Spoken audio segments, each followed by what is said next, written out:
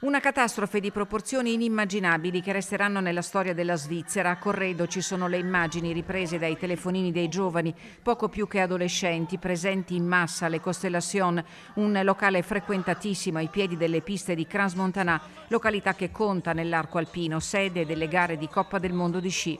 Immagini e fotografie che alternano momenti di festa, panico e terrore, fiamme lampeggianti dei mezzi di soccorso che un'ora e mezza dopo lo scoccare della mezzanotte si sono riversati in massa attorno al locale.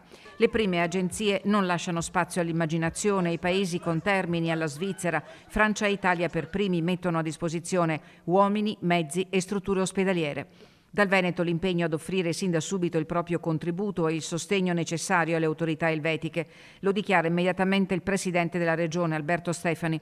Siamo in grande apprensione per il numero dei dispersi e dei feriti, afferma, rinnovando vicinanza ai familiari delle vittime e inviando un pensiero alla donna di origini bellunesi, Alessandra Galli De Min, di 54 anni, ferita nell'incendio ma non in pericolo di vita.